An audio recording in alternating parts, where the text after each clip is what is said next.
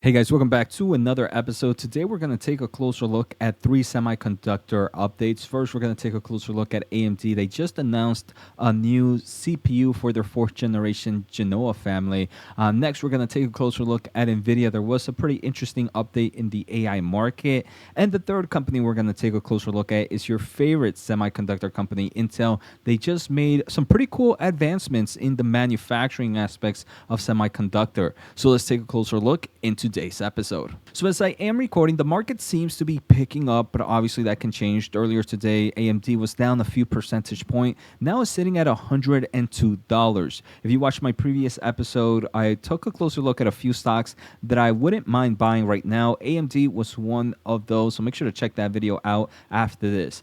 But what ended up happening with AMD is today, on September 18th, AMD completes their fourth generation EPYC family with the AMD EPYC 8004 processor, which is purpose-built for cloud service, intelligent edge, and telecommunication. All right, so I do have this pretty cool presentation, and here we can kind of take a closer look at AMD's CPU journey. For those that are not familiar, AMD does create server CPUs. Their first one came out roughly in 2017, which was their first generation, the Naples. Now, fast forward into 2023, they are just finishing their fourth generation family. And it's pretty impressive how this family is growing, right? Normally, in the first two generations, were just one family member. The third generation, you had kind of two kind of members. And now here in the fourth generation, you have four different members in the group, right? And we can see each member does something special. The Genoa is meant for general purpose. This is the vanilla. This is the more kind of completely balanced CPU, right? Then they have the Bergamo, which is more for cloud native. Then they have the Genoa X, which is more for technical workloads. And now the Sienna, which is more for intelligent edge, which is also another way of saying kind of like power efficient as well. So this one's going to be the one that has the best total cost of ownership. It's going to be one with the less power drawn. So you're going to save a lot on things like your electric bill, for example. The main reason is this one is not too dependent on performance, right? There's certain workloads that you don't need heavy performance, but you might want to have some form of kind of general computing to be able to do that workload, but still need it to be cheap in forms of power efficiency. And that's where Sienna comes in, right? So it's pretty impressive. Like we can see here from this slide, AMD EPYC 8004, which is this kind of Sienna line, is great for excellent energy efficiency, for balanced performance, and pretty much is leadership on performance per watt per dollars, which is more kind of an easy way to say total cost of ownership. So here they also kind of showed us a pretty cool slide of the difference between the 8004 series. Remember, this is the Sienna, the one that they just announced, versus the 9004. This is their original vanilla, the Genoa line. And the first thing that should really pop into your, that pops out is the TDP, right? 200 watts to 400 watts for the 9004, the original Genoa, versus the 70 watt to 225 watt on the 8004 series. So a lot less power hungry, which is great, right? This is great for, let's say you're running a retail environment and you kind of have your servers within your location, right? You don't need something that's running huge computational power. What you need is better things like power efficiency, maybe something that doesn't overheat as quickly, and that's what this is meant for. They do I kind of talked about it a little bit earlier, but we can see that this new chip is a lot smaller than the vanilla flavor, right? Than the Genoa flavor. We can see the overall area is a lot smaller, even though it is being built in the same TSMC 5 nanometer node. So pretty impressive. Again, is kind of optimized for power efficiency.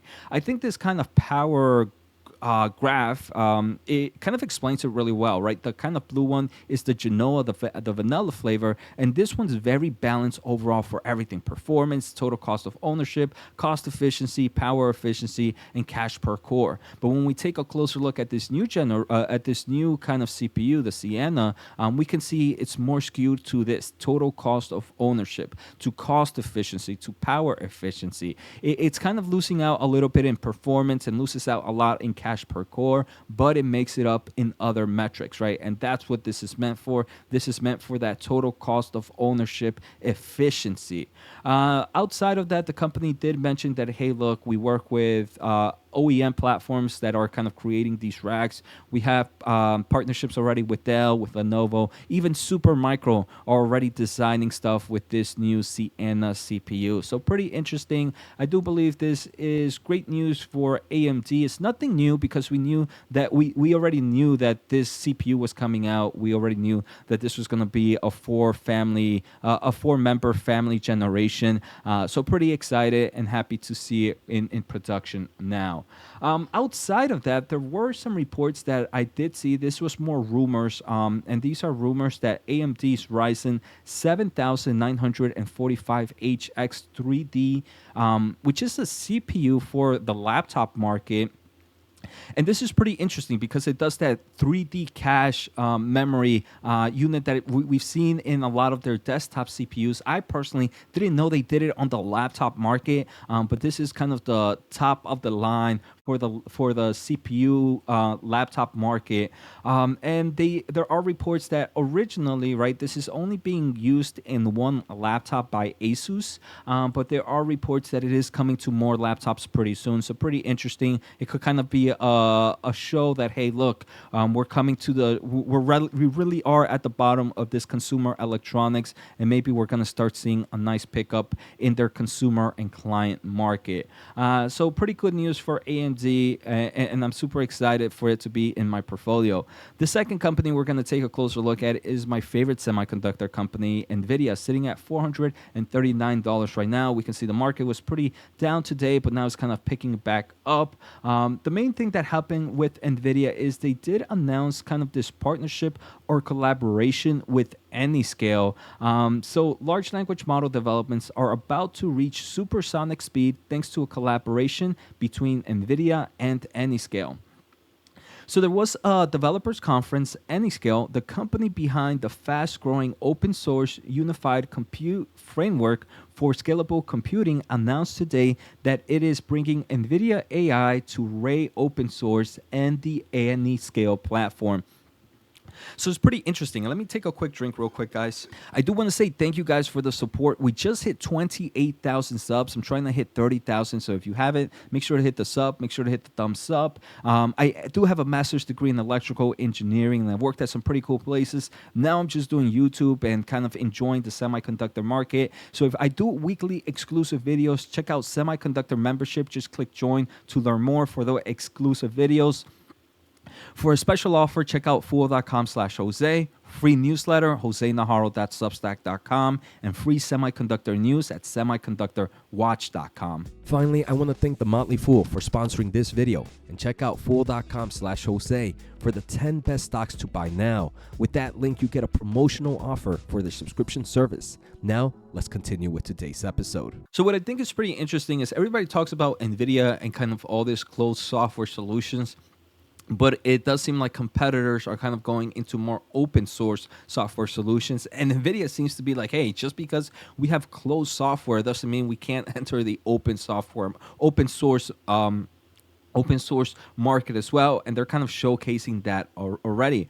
So with this partnership, developers will have the flexibility to deploy open source NVIDIA software with Ray or opt for NVIDIA's AI enterprise software running on the Anyscale platform for a fully supported and secure production deployment. So for those that are not familiar, together, NVIDIA and Anyscale can help reduce cost and complexity for generative AI development and deployment with a number of application integrations. So I think it's pretty interesting, right? Because we are seeing that, hey, with this partnership, these AI developers can either go with NVIDIA's open source software solutions, or if needed, they can also go with the closed software solutions, which is NVIDIA's AI enterprise software market.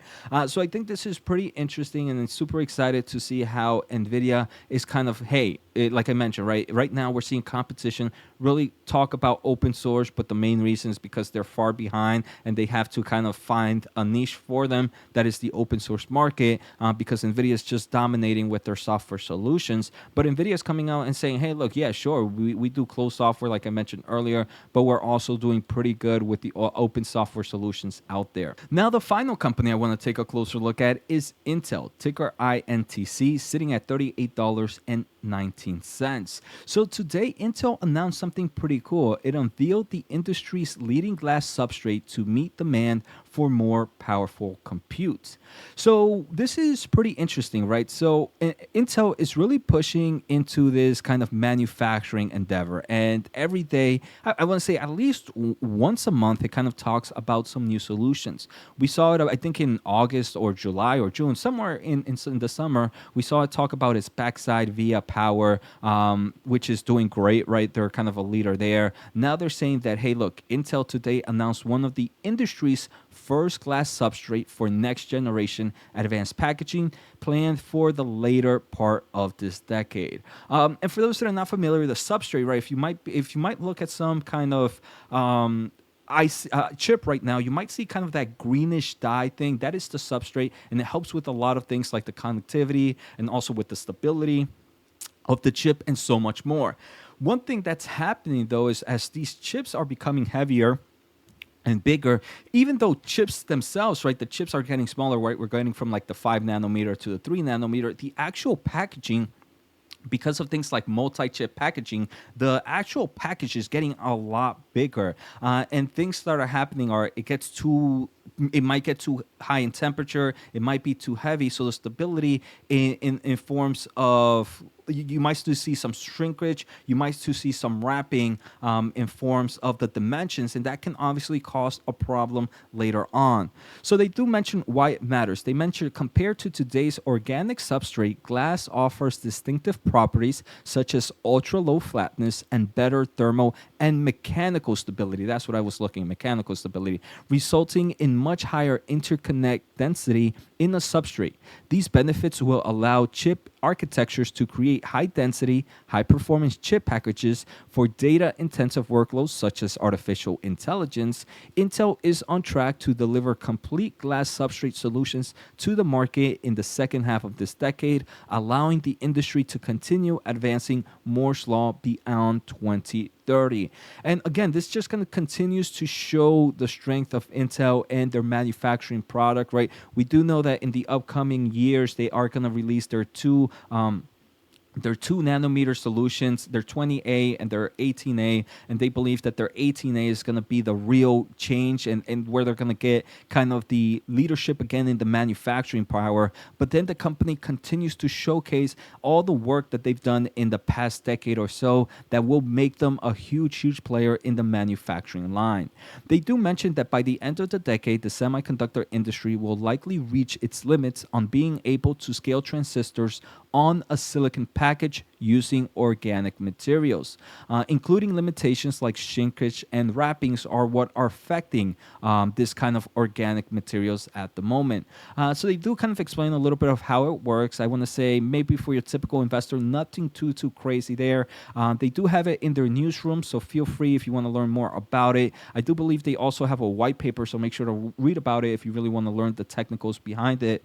But they do mention that glass substrates will initially be introduced into the market where they can be leveraged the most. Applications and workloads requiring larger form factor packages, i.e. for data centers, AI, graphics, and higher speed capabilities. They do mention that glass substrates can tolerate high temperature, offer 50% less pattern distortion, and have ultra low flatness for improved depth of focus for lithography, and have the dimensional stability needed for extremely tight layer-to-layer interconnect overlays. And they've kind of done this they've been kind of researching this for more than a decade, as they do know that there is kind of a limit with organic substrate. So overall, it kind of just showcases the strength of Intel in their manufacturing endeavors, and it does get better and better, I want to say, every month. We can definitely see year to date, the stock is doing really good, up 42.8%, still lagging behind AMD and Nvidia. But if they continue in this direction, I do believe this is going to be one that completely outperforms the market in the upcoming year. So good luck to all Intel investors, and I hope you guys enjoyed today's episode. Take care, have a good day, and see you next time.